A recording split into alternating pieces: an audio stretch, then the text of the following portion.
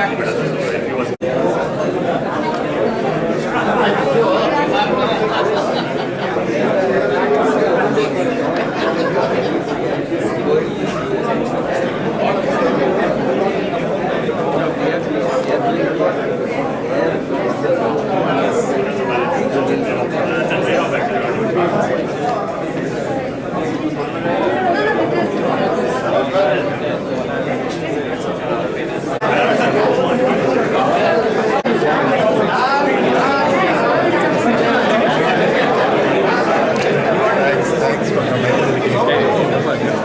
use my left hand.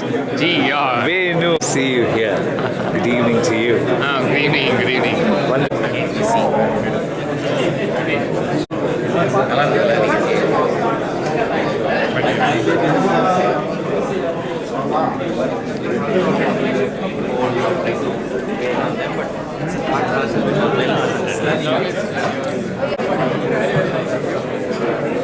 Hi, good evening.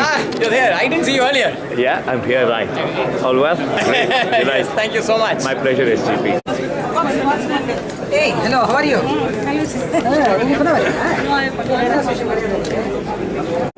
Hello, sir. Two great buddies, Chinu and S.V. Ramani ji. What a delight that they should be seated next to one another. Good evening, ladies and gentlemen. Welcome you for the public session of the 180th Annual General Body Meeting of the Madras Chamber. I request our guests to come to the head table, please.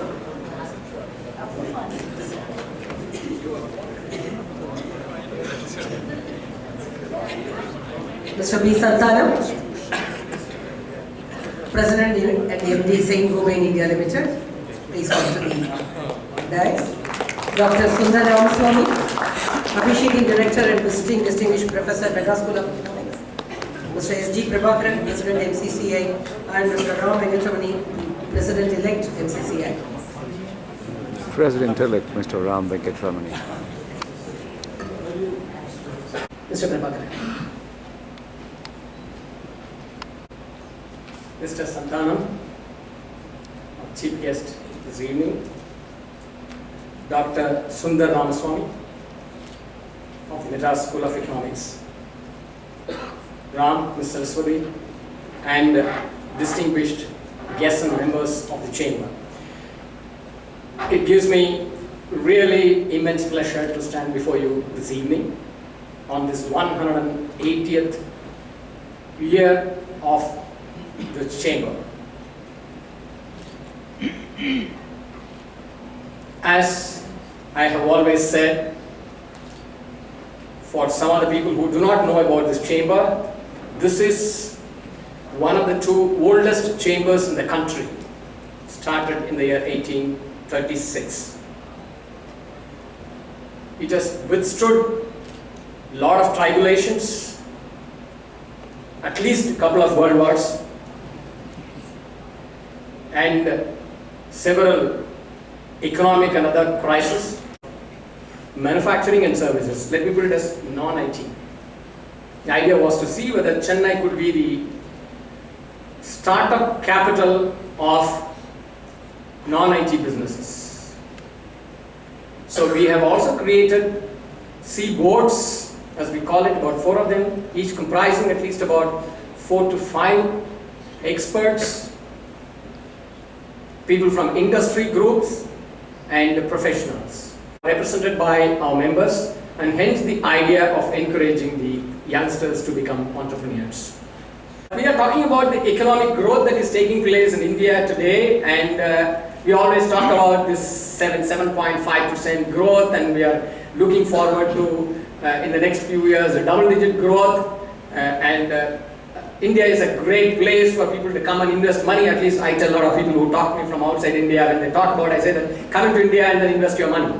So it's not a story that some of our own friends in the industrial circles, they may not be looking at India in terms of investing a lot more, because they are waiting for possibly some more green shoots, as they call it, before they could put their money for expansion. But it's a question of sentiment, and while we are talking about economic growth, and possibly the growth so far, whatever has been happening in terms of GDP is more of a consumption story. Now this consumption story is because of people going out and spending. That possibly has been helping the country to keep up or at least have this kind of a growth compared to whatever difficulties the other developed markets are having. We do have a catch-22 situation because jobs are not growing. Now, consumption could grow only if there are jobs. If the jobs grow, people have more money. And if they come and spend, then economy grows. So, how do you consume without earning? Now, this is the catch-22 situation that I'm talking about, and this has to be addressed, and skill development becomes very important in this context. Now, when we are talking about jobs, what we are failing to note is that jobs are not growing in India. We need at least 1 million jobs a month, new jobs to be created. And ladies and gentlemen, we need this for the next 20 years. That's how the data is put. So if it is 1 million jobs per month, 12 million jobs per year, we are talking about 240 million jobs. 24 crore jobs have to be created in India for India to grow, keep up the economic growth and the pace of development. Is it going to happen? Now, who's going to create this number of jobs? If you look at the latest data, it shows that possibly one of the studies says 20,000 jobs were less last year. We did not add jobs, but we lost jobs. Now, this is a problem that really India is facing. It is not an easy task, it's a daunting task. Now, if you look at industries, companies, what are we trying to do? We are trying to squeeze up efficiency, let me put it that way. We are squeezing up the efficiency. We are trying to find out where we can find efficiency, improve that. And that is happening because of the internet. Internet has basically made companies to improve their processes, improve the kind of efficiency that they would otherwise not have had, computers and data. All these is slowly making us to reduce the number of jobs. If you actually look at the data, several of the industries are reducing the jobs. One study says that as against some 11 people required to kind of contribute about 1 million Indian rupees of work, 6 people are sufficient today. The next wave, as possibly most of us know, it is IoT, Internet of Things. The Internet of Things is connecting the machines to computers. We don't have to take the data physically, punch in the data, and then look at how the machine is working, what is required, etc.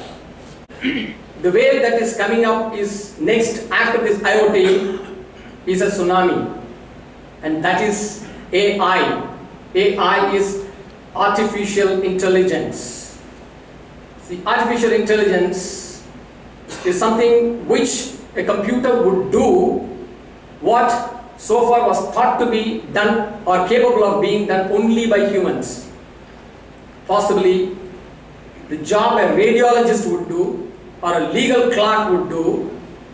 These are the jobs which AT would do, artificial intelligence. Now, a study by Oxford University in 2013, it said that 47% of the American jobs are at high risk because of computer capital, because of this artificial intelligence. Like the human capital, the computer capital is going to wipe out almost about 47% of American jobs. Now, Bank of America Merrill Lynch has come out with a report, and it says by 2025, it says the annual creative disruption impact because of artificial intelligence would be of the order of about $14 trillion to about $33 trillion. if you break it up, they say about almost $9 trillion would be by way of savings in jobs. These will be savings. And $8 trillion would be in manufacturing and healthcare services. That will be the saving. $2 trillion impact would be because of the driverless cars that we are talking about today, in the newspapers we read, and the drones. They will wipe out about $2 trillion. The two sets of people, the millennials who are the under 30 and the centennials, as they are called, the under 18. I always say that these two categories are pretty lucky. Millennials and centennials, under 30 and under 18. Especially the centennials, they are born with internet. Now, ladies and gentlemen, this is a very serious issue that our country is facing, I can say, because we are a people of 1.25 billion. Developed countries and other countries with smaller number of population would not have a problem. But this is something which is going to affect every Indian.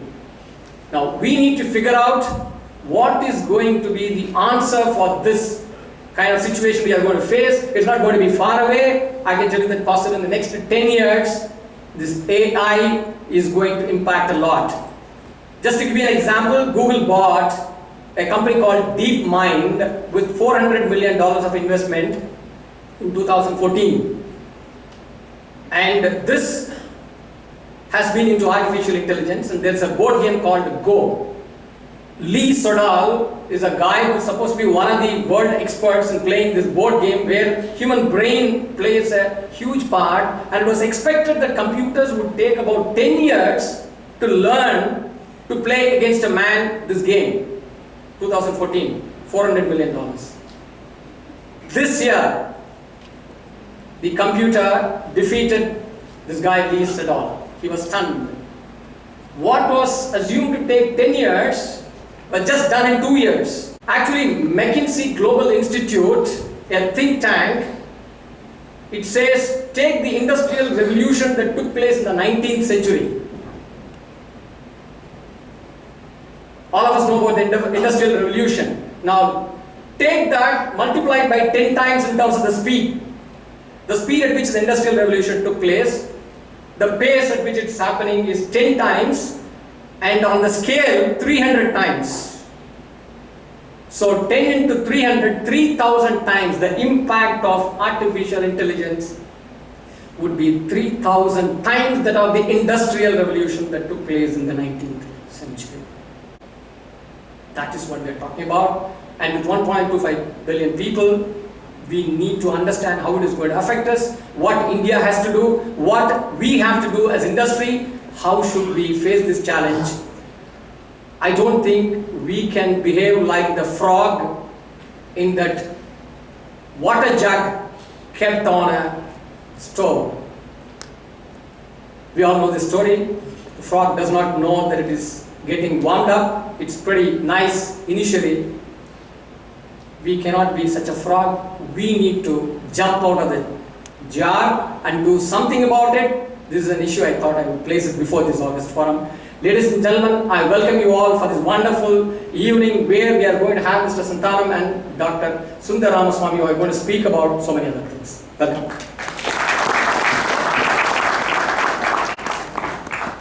Thank you, Mr. President.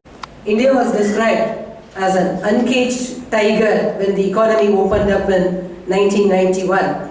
It's 25 years since the tiger is out, so probably it's time to take stock of what it did and what it did not do. We have with us Dr. Sundar Ramaswamy, who is the officiating director from Madras School of Economics. Good evening to all of you, and here Mr. Prabhakaran talked about in terms of the pace of change. This is attributed to Bill Gates, but I'm not sure. There was apparently a conversation between a car aficionado who was talking about how automobiles of today have changed dramatically from the Model T. And that is true. all of us who remember what a Model T might look like with a crankshaft opening the engine, and the cars of today, especially the Tesla, or even the cars you see on the roads in India, are dramatically different. But I think after this person kept talking on and on about the pace of ingenuity of the automobiles, Gates apparently said the pace of change in computers, if that had happened in the automobile industry, an automobile in 2010 would have gone from 0 to 60 in 1 second, would have given 100 miles to a gallon, and would have been priced less than $10,000. Right? So that at least gives you a sense that we still don't have a car that can do those three things that computers have done.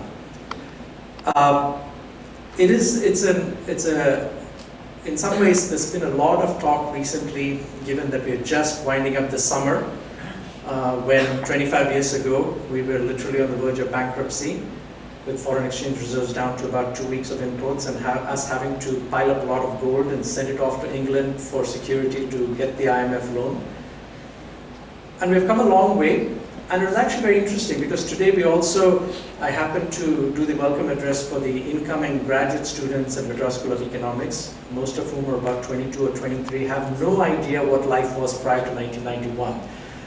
It's all in history books for them, not for this audience. But I think it's important when we are assessing, and we will continue to, that's the thing what economists like to do, is what sort of metrics do I use, and how do I want to think about this? Let me draw upon two things, one from an ancient source and one, but what we economists consider modern economics only is about 1776 onwards. The date around 1760 is actually very interesting because it coincides with the start of the very first industrial revolution, which is what made modern economics come to cohesion as a discipline, because it put in stark contrast between what we can do with the resources and what we can do with the wants, with the first steam engine. But there's another reason why I bring that date, because in 1760, the richest country in the world was the Mughal Empire. Development economics is all about. How do countries become wealthy? And it's also equally important to remind ourselves that the book was not titled Money of Nations, was not titled Income of Nations. Economists care about wealth. Money is just a medium of expression. We don't really care about what's in the front of a currency bill. Ultimately, it's wealth that determines how well people are doing and how well the quality of life is improving, because Smith was very clear in reminding us that it's the channeling of productivity and competitive markets that ultimately creates wealth and improves quality of life. Right? That is one standard by which every country has to be measured with, and continuously is. We have data and metrics to do it, but that is the intellectual, philosophical reason why people spend so much effort trying to figure out how do you make a country get out of poverty. The other one, more contemporary, written in the turn of the century by none other than our own Nobel laureate Amartya Sen, is Development as Freedom. It's another book that's worth reading for those of you who want to understand about development, because it asks a very fundamental question from an individual standpoint: how free are you today compared to your parents' generation? So I take these two as a way to sort of anchor what I want to say in the next 10 minutes or so, because if you look at it from 1991, when we were literally on the verge of bankruptcy, as I noted, and the intervening period from Smith's 1776 Wealth of Nations to 1991 was also remarkable, because there was an enormous ideological battle going on between the people who supported capitalism and the people who supported socialism or communism. Now it's fascinating, because the last 25 years there is really no real challenge to market-oriented capitalism. That became intellectually bankrupt when the Berlin Wall fell and when the last Soviet Union collapsed in 1991, and China had already abandoned that in 1978 with Deng Xiaoping's open door policy. In some ways, all the hundreds of countries we have are expressing some version of capitalism, market-oriented capitalism. How free are your markets? how social is your capitalism. And there are all different versions of it, but at some fundamental level, there's only one ideology. And we can talk about whether that's a good thing or not, because in the previous 100 years, there's an interesting tussle between capitalism and ideologically and socialism and communism. But now, in 1991, in some ways, that has sort of ended. With it, what has also ended in some ways, in our own context, in the last 25 years, I don't really see much daylight between political parties' view on economic reforms in the last 25 years. If there's one big takeaway, it doesn't matter whether it's the BJP or it doesn't matter whether it's a Congress, the emphasis on economic reforms, and we all talk about the shades and the degrees of magnitude, but no more is it there's no rival ideology being offered. That's a meaningful stature that represents what we can do with a country like India. The consensus of most of the economics profession here, most of the policy profession, is that the economic reforms that were unleashed in 1991 are here to stay. And the second takeaway is that the growth rates that we have accomplished in the last 25 years at least, which have been upwards of 5% for sure, so 6, 7, 8 are now very attainable and consistently. So no longer are we even talking about what my old professor Raj Krishna called the Hindu rate of growth of 3.5%. It's been a long time since we've hit that number of 3.5. So the fact that growth itself, which most economists have always argued, whether you're a macroeconomist or a development economist, is a fundamentally necessary condition. I think there is no doubt about the fact that we need to grow. And we need to grow at a certain rate if we have to get out of our problems that we have. So the consensus has been built on growth rate as a necessary condition. The consensus has also been built on the need for market-oriented reforms. Right? So you all hear about the acronym in the Indian context, LPG, liberalization, privatization, globalization. And we have taken steps along all these three dimensions. And I have argued many a time that we should replace the middle word privatization with marketization, because it seems to somehow send a signal that privatization in of itself is a good thing.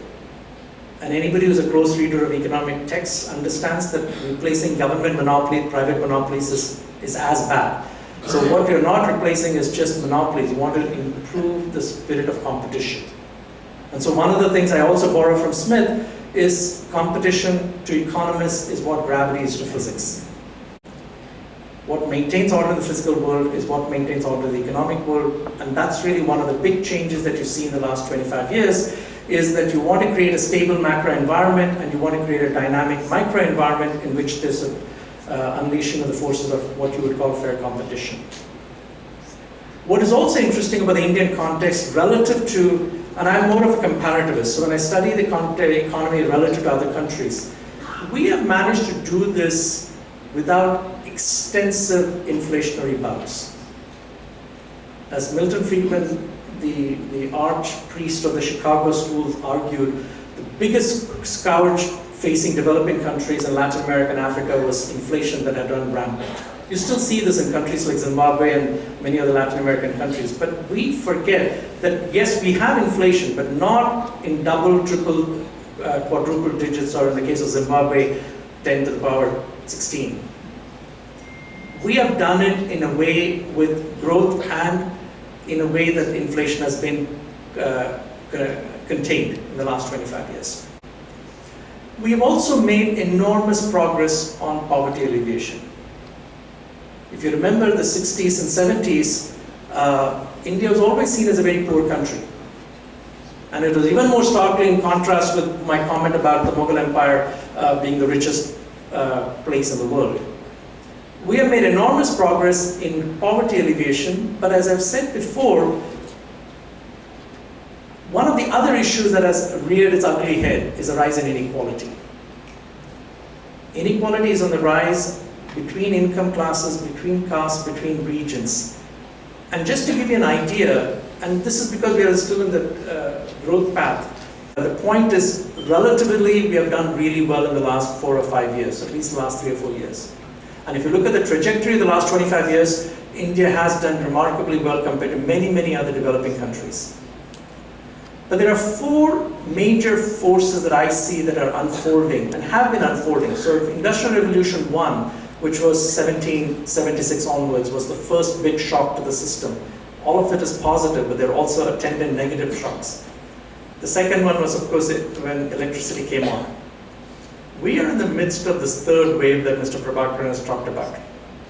But he talked about the technological revolution that's unfolding, and we don't know where this is going to end.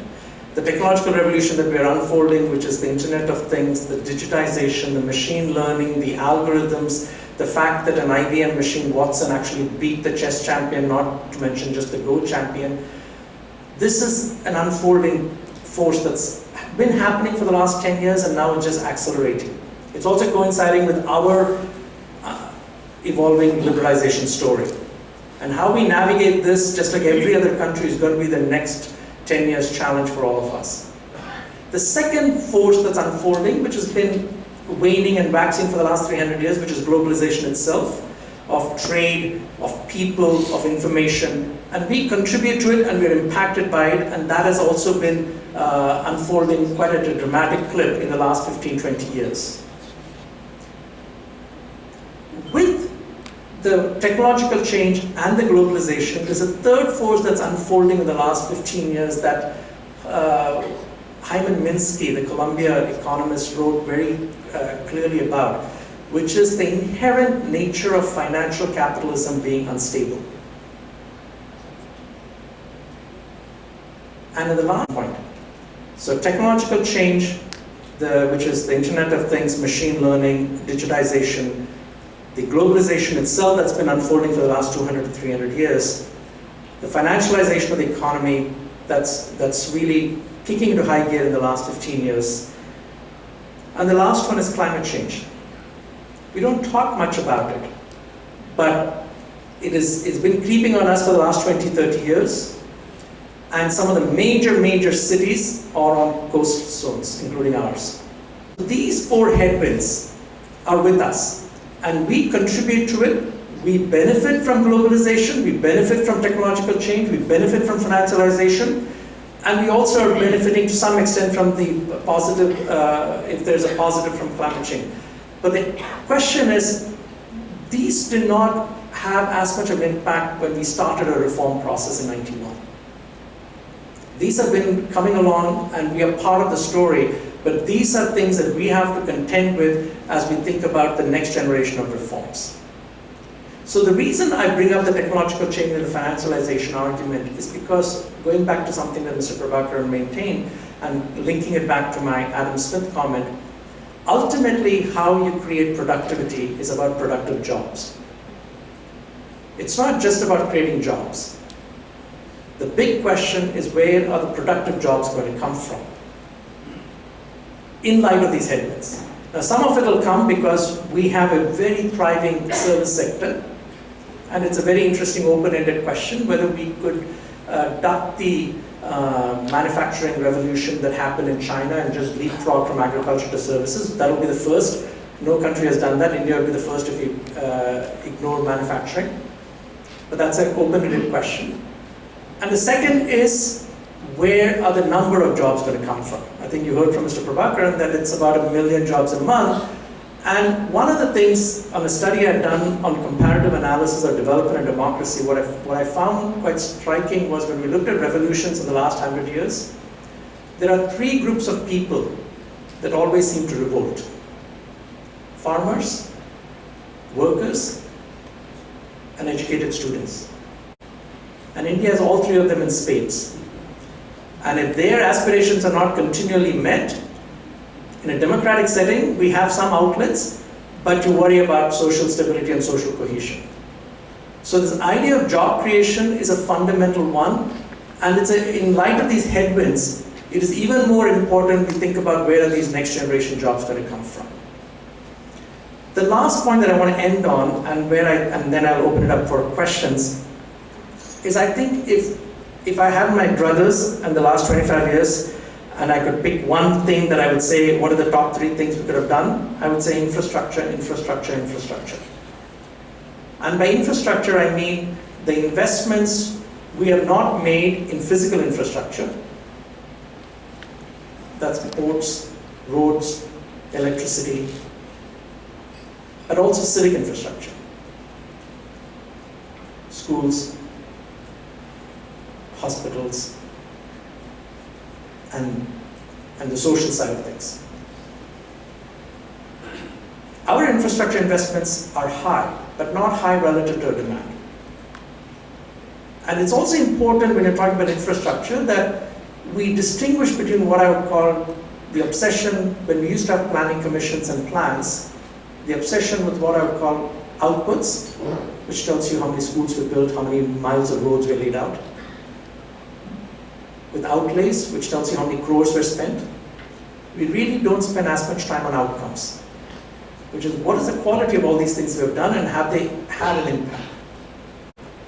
So if I were to stop and give a report card assessment, I've said this at the budget meeting when I was here with all of you, I'm very optimistic and bullish on the economy relative to many of the developing countries that I've looked at in Latin America and Africa. The opportunities are quite dramatic facing us. But we have to be smart about how we are investing in infrastructure, how we are investing in human capital, how we are making it easier to do business, how we are removing the so-called unfreedoms, as Sen would say, so that you unleash the potential of the average Indian mind. So in a traffic light analogy, green being everything is go and wonderful, red is everything is heading towards a Great Depression, and yellow is, well, we are stop and see. I would end by giving it a flickering green. So when I look at where we were in 1991 and where we are in 2016, I am not as frustrated about what more could be done. That is true about any country you study. I think given the challenges, given the political challenges of the early regimes in the 90s and the 2000s where coalition governments ruled and where we are today, I have to come with this assessment that given our successes on the growth rates, on inflation, on overall debt, on the brand India, so to speak, on the emergence of multinationals that now occupy the world stage from this country, and the alleviation of poverty.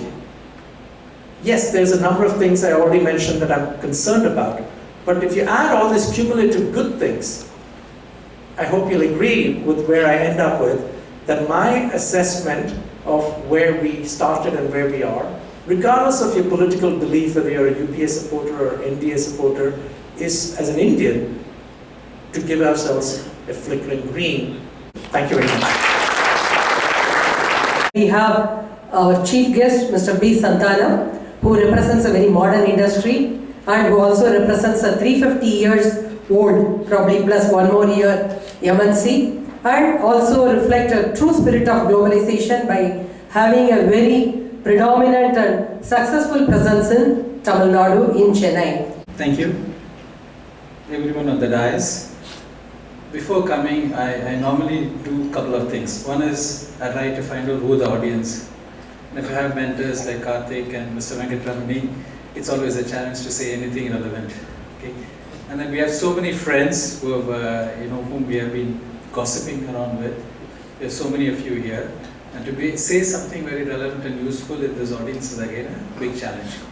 But the biggest challenge is posed by someone who's running a construction company. I thought Mr. Prabhakar would not know too much, and he's both a technologist and a futurologist.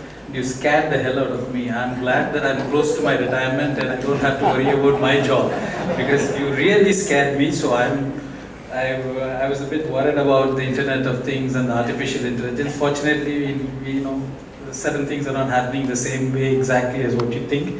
So I'm quite happy. And of course, the Madras School of Economics professor, and it's really a challenge. So therefore, I actually changed everything that I was going to say.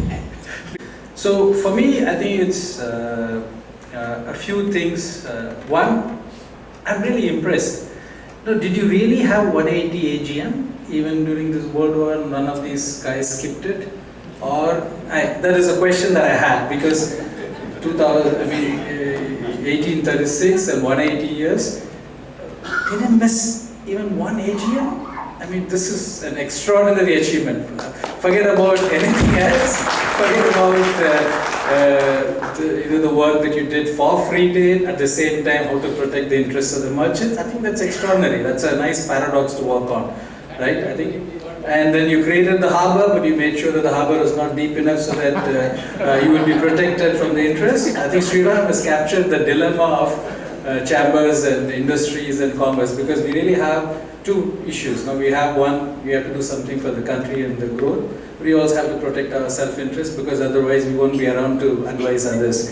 I think it's the Madras Chamber of Commerce, which is probably amongst the oldest Chamber of Commerce. So therefore it's extraordinary. And what I liked Saraswati was she sent me a lot of things to read. And so my Sunday was spent in reading your history. Just wondering that you started with this objective to improve the ease of doing business. 1836. Okay, 179 years later, you have this plenary session on ease of doing business in Tamil Nadu in JAM. I think it's extraordinary that nothing changes, and I guess that's the beauty of life. I mean, I think it's really, it says lubricate. I mean, it was not in quite English, but I went through that first. I'm not going to say too much about the current state of economy and things like that. I think Dr. Sundar talked a lot about it. I don't want to say anything. I agree with his statement. I think it's a pretty good time to be in India today. I think it's much better than any other country in the world. And I've had colleagues who are from Brazil, who are from, except the guys in Mexico, they're doing exceedingly well. The guys in China, the guys in ASEAN, and the guys in Europe. The guys in Europe are crying, they're restructuring, they're not sure what's going to happen with Brexit and all of that. The Brazil is in deep challenges, self-inflicted wounds. But India seemed to have managed this last few years better than others. And over the last 2 or 3 years, what I have seen also in the government, especially this new government, I think has done hundreds of small things, and they're all slowly accumulating now. I think we are seeing the benefit of many, many small changes that are coming in, and I think there is really a palpable sense of lots of things becoming easier compared to the past. And definitely the big corruption that we talked about has really come down. And I'll give you an example, because from 2012, we have been fighting, saying that we have an unfair agreement with Qatar on the natural gas, and we have to resign it. The previous government said that it's a sovereign contract signed till 2029 at $17 or $18 per MMBTU, and we were really bleeding. And anyone who was interested in energy, using energy, was really going through a crisis period, and we use a lot of natural gas. And we were saying that this means that all of us will shift our investments to Middle East, and there it is available at $1 to $2, and how can we really afford to do that? It's even cheaper to bake it, pack it, bring it here, pay the full duties, and still it's cheaper than producing it here. So we were really wondering, but this government, we talked about it, and I think, I remember that at one of the meetings, many meetings that we had, even Madras Chamber of Commerce was present, and I remember making presentations. I think they quietly took this forward, renegotiated a sovereign contract which was ending to 2029, and they didn't even ask for any consideration from the industry, which is amazing, because no, they didn't even think that they have to ask. So clearly, and in fact, Mr. Pradhan, the minister, was here. I think Business Line hosted him. I think many of you would have been present. I think the kind of understanding of the global energy situation is fantastic. So therefore, there are a group of ministers who are working not at cross purposes, cohesively, moving things and making things happen. And I have seen this repeatedly. And also in some of the other areas where there has been an unfair competition, this government is very clear. Making in India is very important. They are actually today coming and talking to us and saying, tell us about other ways in which we need protection which are fair, which is following the WTO guidelines. So can we look at standards? Can we set new norms, green norms? Can we set different things which are valid under the WTO, but which can give you some kind of protection and a headroom for the local industry? So therefore, I would say that by any standards, I think we are in a much better situation compared to what we have seen in the past. And some of the boards that I've been, and also many small, medium entrepreneurs that I meet in my role in CII, I definitely see a palpable sense of improvement in the results of many companies. I think even the auto component results, you see from quarter to quarter, you see auto component companies are doing better. We know that we have these biggies, automakers, they're not going to leave any of the cost reduction that you do, you're going to pass on, but we definitely see some volume impact and efficiency impact as we talked about. So definitely, I think, I don't know how many of you would say, but I'm sensing that in many industries there are improvements taking place. So for me, I think when we looked at our own group, we have seen in the first 6 months, our growth rate in many of this have been in 10% plus in terms of volume, and we are in across the board, automotive, construction, residential, commercial, and engineering industry. So we are really a group which is in a broad base of industries. There are different pulls and pressures, but you've seen an overall volume growth of 10% in the first 6 months and a significant improvement in the bottom line. So I'm saying that it's not that we are doing anything more efficiently or anything like that. It's just that there is something which is in the air, and I think I want us to keep that at the back of the mind.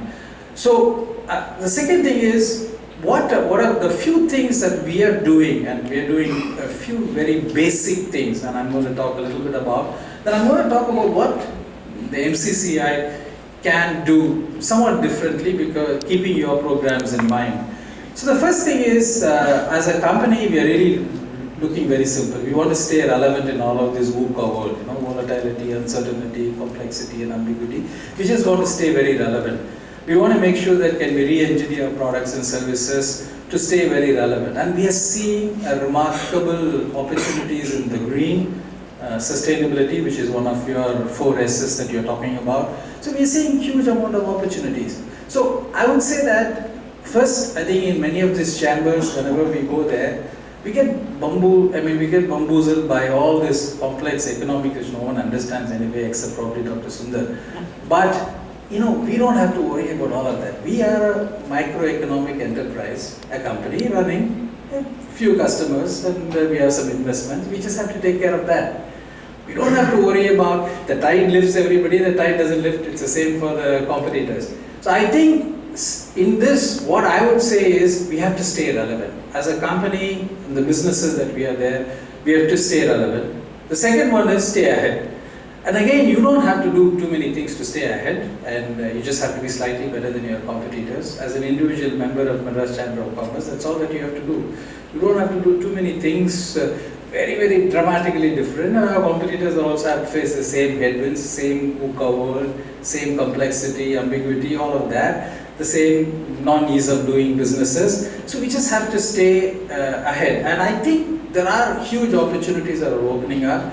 I've been touring this part of the Go East policy of the government, the previous government as well as this government. There are huge opportunities which are opening up in both ASEAN and Africa for India. And I think they are more open to us. And we've never really looked at, many of our companies never really looked at ASEAN as a great opportunity. And we found out that when we go over there, I think we can be competitive. And then the third one, we are looking at a speed. I think, can we do it faster? And that's really where this internet and many of those ICT technologies have made it very easy. I think today doing things is much easier.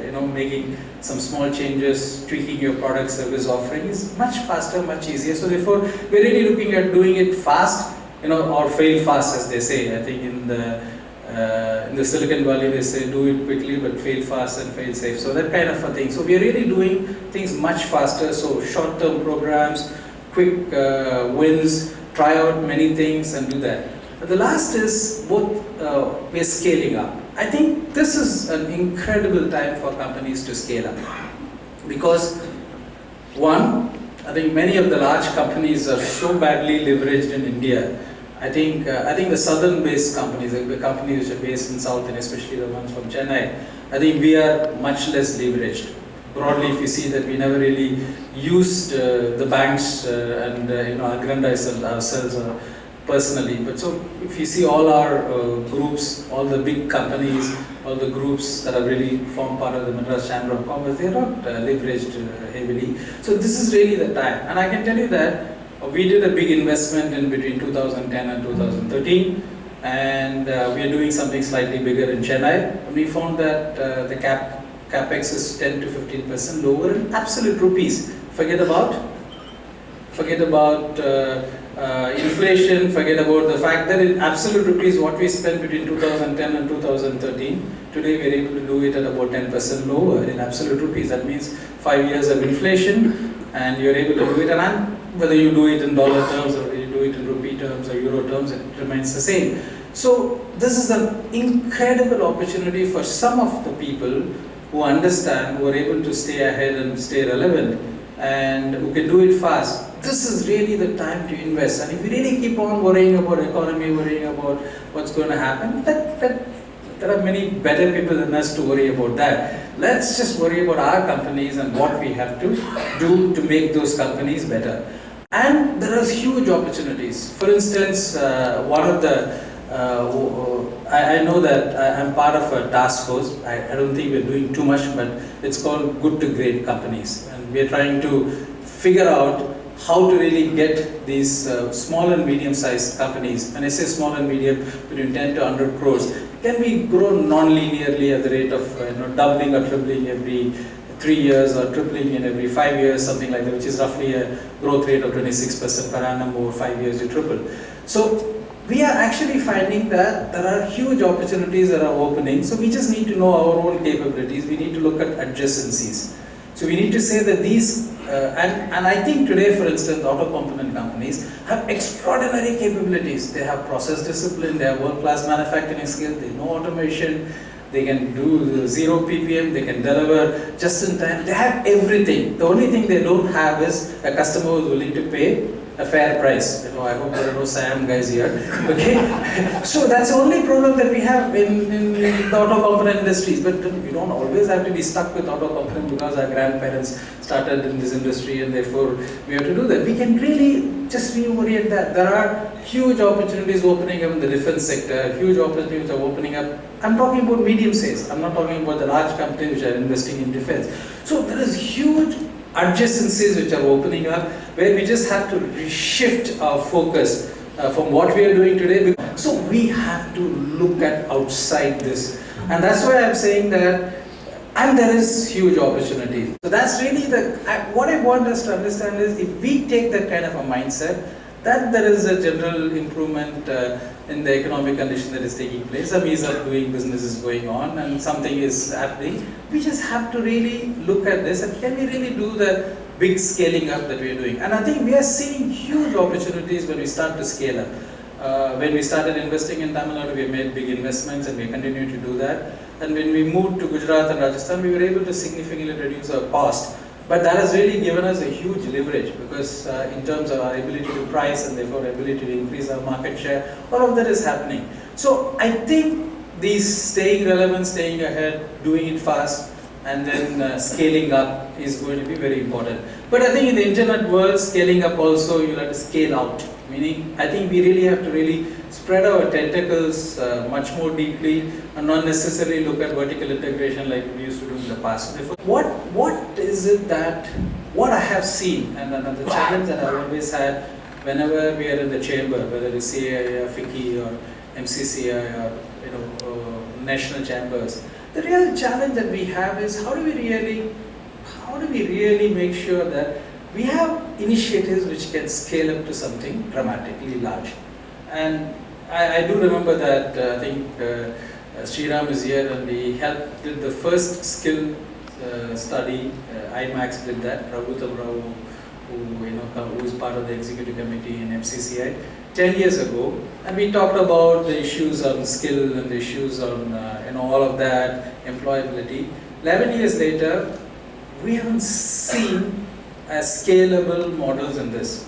I don't know. There is something about India and something about all of us that we don't easily scale up. We don't create common institutions that can pull things together and scale up.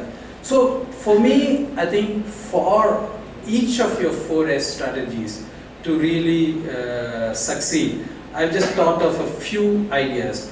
I think the important thing for any organization, especially an organization which is as historically successful over nearly 2 centuries like MCCI, we really have to really connect very differently than what it is today. I think when I looked at one of your initiatives, which is a Women Directors Forum, I think it's an extraordinarily relevant initiative. We know that there is 9,000 directors short, right? And we have the same women directors in many things, and we have a big challenge on that. I think that's a fantastic initiative. But really, you want to set numbers, you really have to connect with many other forums. So therefore, the issue for MCCI or any other chamber is really that it is extremely difficult to find a common ground where we can be together. So that is something which I think MCCI that way is somewhat unique. Can it really take a leap forward and make sure that we can really connect with this? Because today NHRD is talking about the same thing.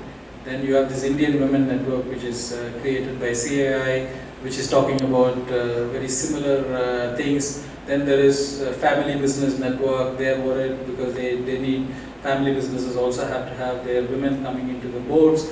So really, I think how do you really connect up with the relevant groups, and so that we coalesce all of these efforts to one big mass rather than kind of dissipated with multiple below threshold level initiatives. So that's really the big challenge that anyone faces. So therefore, here that ability to collaborate and is much more critical than the ability to compete. Because in general, and I remember that 10 or 15 years ago when at IIT I spoke, I said, what did the IIT teach you? I said, ability to compete. And I didn't realize that was a fairly stupid statement. I think today's world, ability to compete is not so important as the ability to collaborate, because you really don't know who's your customer, who's your competitor, where do you do it. So therefore, once we connect up with the right group, can we really find a way to collaborate? And I think that is a big challenge in the public forum, green, large city. So this is another area where I would like you to come up with some, connect, collaborate, and then create a new way of doing things. Another area where is on skill development. I think you are talking passionately about skill development.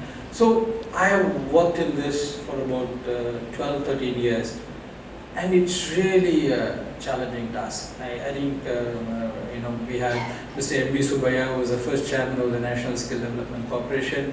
Then we have Mahalingam from our thing working very hard. We really have a big challenge, and we said the government can't do it, so the government said that we'll give you 1,000 crores, 51% you guys run it, and 49%. But we just found that we didn't know how to run that. We said that government can't run, so we got the money from the central government, 1,000 crores, seed capital, and we find that the results have not been spectacular.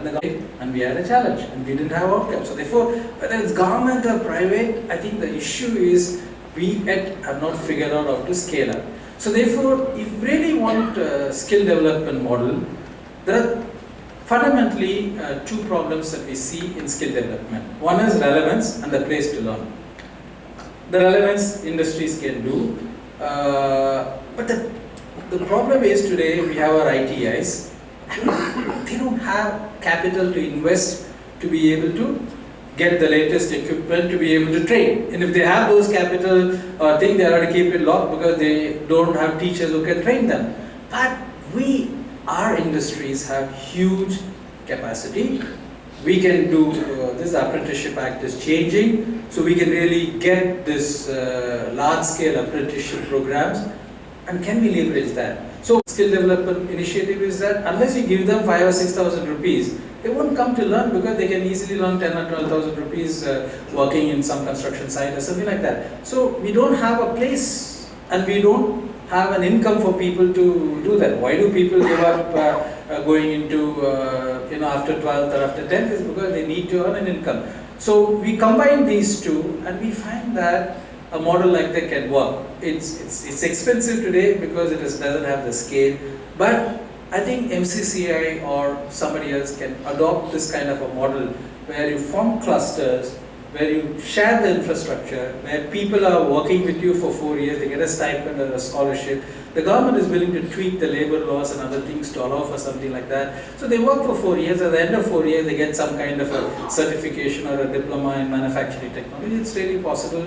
Then you can really scale up. You are also bringing hands-on skills, and it does not have to be in industry, it can be a retail industry, it can be in textiles, it can be leather, it can be in manufacturing. So somewhere we have to come up with a creative solution. We have to really firstly connect with others who are in the same, we have to collaborate with them. That means we really have to have common programs. So really we need to commit, for these large scale changes to take place, we need to put money ahead.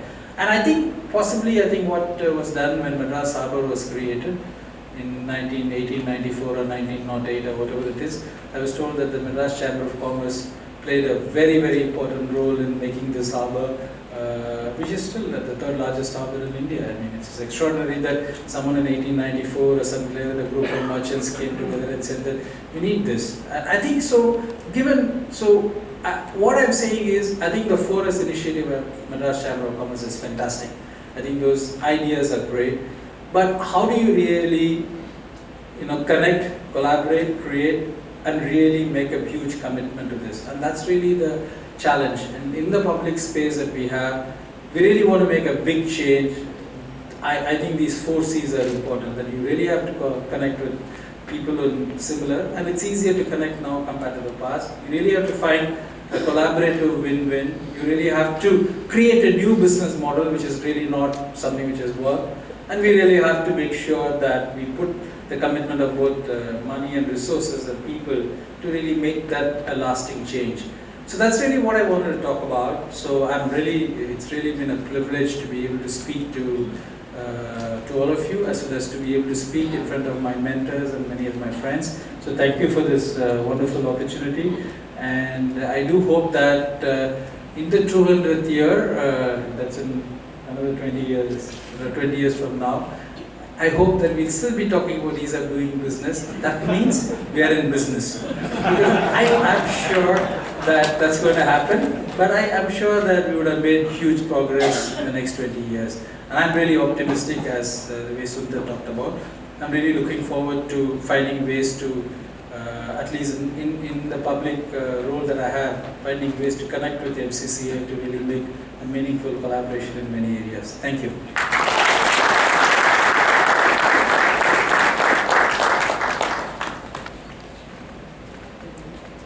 Germany to propose the formal vote of thanks.